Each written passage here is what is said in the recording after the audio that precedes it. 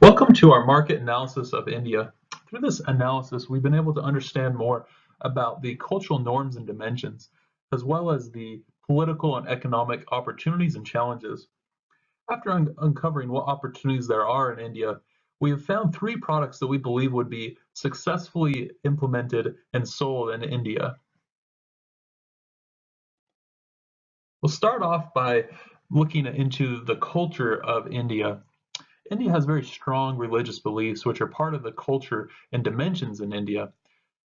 Hinduism is the most dominant religion in India. Now you'll see how this impacts their Hasti dimensions. We've compared the Hasti dimensions of the United States up against India. One of the biggest differences you'll see is in the power distance. India has a strong acceptance of order and follows with little resistance. They're similar in their masculinity, both being considered male-dominated societies. And then also another area where India differs is their long-term orientation. They have a strong following of cultural beliefs and traditions, and this is tied into those traditional religious beliefs, as I had mentioned before.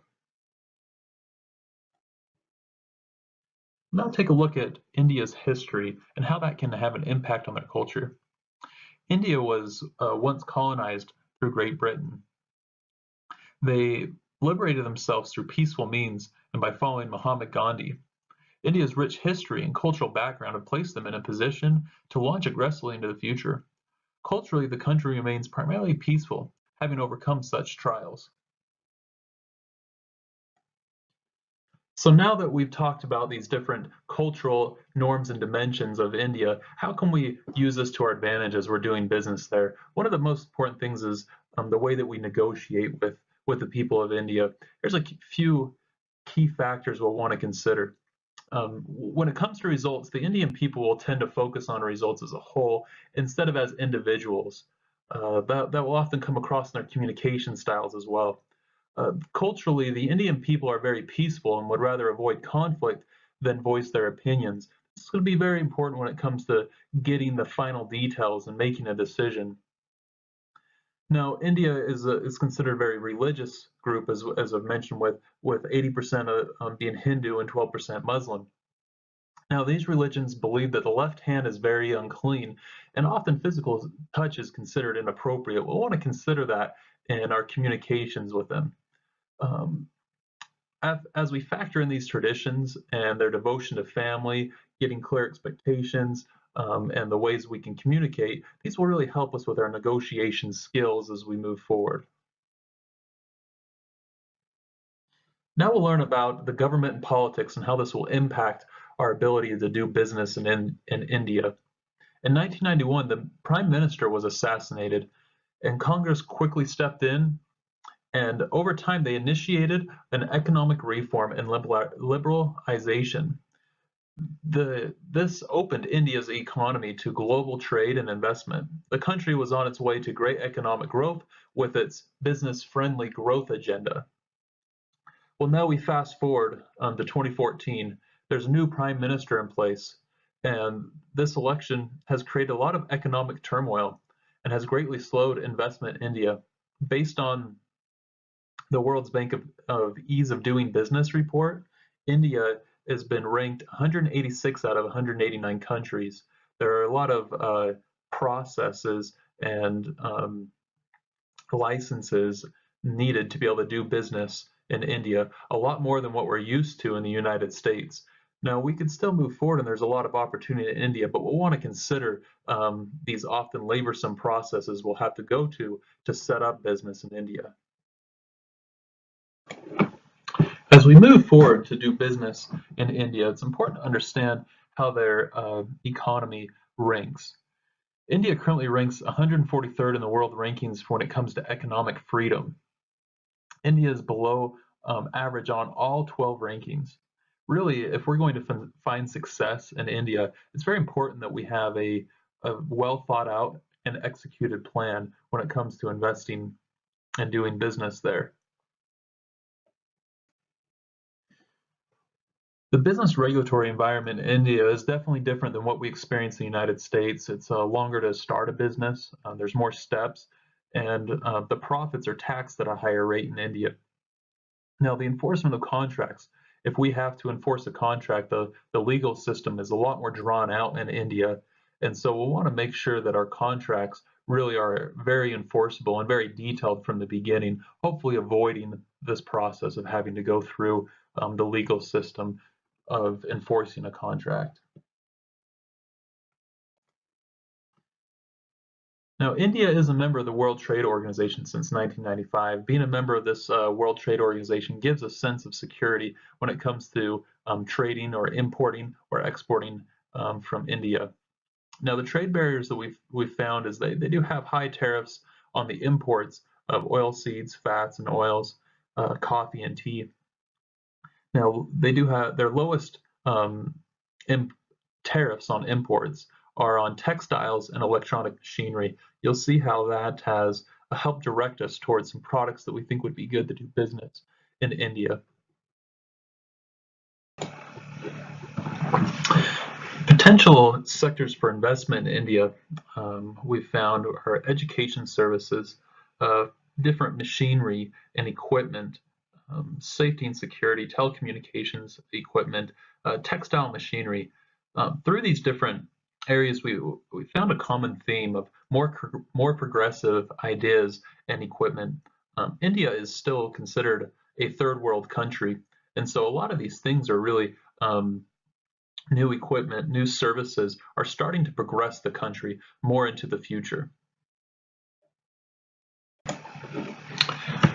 Now, looking at their current economic conditions, the gross national income, or GNI, has increased over the past several years, with 2016 being our most current data that we have there. That increase is encouraging. The GDP was rising from 2012 to 2015 and then saw a decrease over 2016. Now, while it decreased, it is still it's still above where it was 5 years ago. From this, we are not as concerned and still see opportunities for a business to succeed in the current economic conditions. The dip could be related to also a dip in the value of the Indian rupee, as well as inflation rates. Other economic conditions that we find in India, interest rates have been dropping. This could be good if we're looking at financing. The unemployment rate has gone up since then. Now, it is not high, substantially high, or anything that is causing us a lot of concern with doing business in India. Looking at the currency in India, as mentioned before, the Indian rupee has dropped dramatically in value.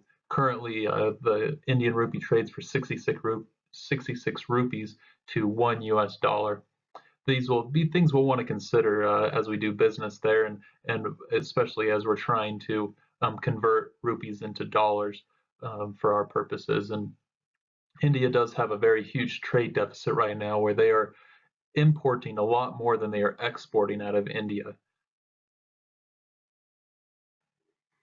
Now, the last risk that we've found when it comes to doing business in India is India does have a newly or recently elected prime minister. This prime minister is focusing on reducing the debt, as well as being able to give better business growth and decrease the regulations and increase the ease of doing business in India. However, the Congress has stalled a lot of these ideas for development in India. India also does have a conflict with Pakistan over a small piece of land known as the Kashmir conflict. These are just items we'll want to be aware of as we do business in there. Neither of these things do we feel like will prevent us from doing business, especially where there's a lot of opportunities with the amount of people and the progressive nature in which India is starting to go into. According to the European trade website, India is a clear partner for free trade. agreements due to its combination of fast growth, complementary trade baskets, and relatively high degree of market protection. India and the US's bilateral relations are more of a global strategic partnership. However, research shows that India and the US are not as close on trade agreements as they are with other countries. India does do a fair amount of trading with the European Union and with the USA. So based off of the cultural findings, the political and economic findings, the best products that we believe to introduce into India are at the athletic clothing company, dishwashers, and clothing washing machines. Start by looking at the athletic clothing company and why we would choose this. There is a high level of competition in the athletic industry. Reebok has more than 760 stores in India. Nike has more than 200 stores. With glides like these, why would we continue to want to open up an athletic clothing company? Well, there's been recent changes in the regulatory environment around franchising. Regulations are making the franchising model really hard to continue. The regulations are causing these companies to close their franchising stores and open directly owned retail stores. The athletic industry in India is expected to reach an $8 billion industry by 2020. This really gives us a great opportunity. Our strategy would really be to open up locally owned stores.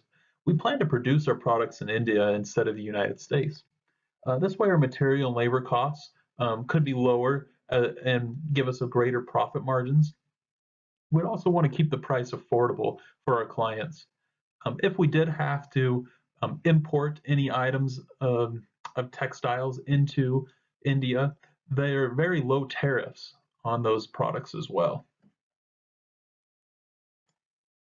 Surprisingly, appliances like dishwashers are not very common in India, and there's not a lot of competition. Really, we see this as about where the US was many years ago when dishwashers were considered more of a luxury item. Fast forward today, and almost every household has one built in. We believe there's the same type of opportunity in India. There's also not a lot of competition. Looking at our competition, one of our main companies would be up against is Baltra. They are a home appliance producer, but they're relatively young in the business and they're really not even doing dishwashers yet. If they do get into that industry, Baltra has been known for having relatively limited warranties on their appliances as well. Our strategy for launching dishwashers is really to market the convenience of these dishwashers. We do recognize that a lot of homes in India may not be built to be able to have a dishwasher built right into the counter like we're used to in the United States. One of the options we'll offer is the portable dishwasher, which is an option that a lot of people use today in small apartments that are not built for dishwashers. As the demand for these dishwashers increase and as homes start to be built to be able to have an opportunity to have a built-in dishwasher, then we'll also go that route as well. We consider backing our product with a 2 to 3 year warranty. This can gain client interest and kind of cement our name in the community, offer something better than what's out there right now. Now, the last product we're proposing to be launched into India is the clothing washing machines. Now, there is a substantial more amount of competition in India. However, there's still a lot of untapped potential. It's also been a proven market. Since 2007, the market has increased over 700% growth in the last 10 years. This showing that there definitely is a lot of interest in people purchasing washing machines. With the decreasing gap in price between semi-automatic washing machines and fully automatic washing machines, we plan to launch fully automatic washing machines. It's making more and more sense for people to really switch even from the semi-automatic to a fully automatic washing machine. Over 91% of India does not have a washing machine. So while it's a proven product that we've seen from the growth, there's still a lot of potential to be able to offer this to many people in India. A lot of the rural areas are still consider this an upper class item. Could be a little bit harder to launch there initially, so we're going to focus the attention on the metropolitan areas of India. So with that, that concludes our finding of products that we would like to offer in India. We'd like to turn this back over to you as a VP to give us direction on which products you consider to be the best product to launch in India so we can move forward with a plan.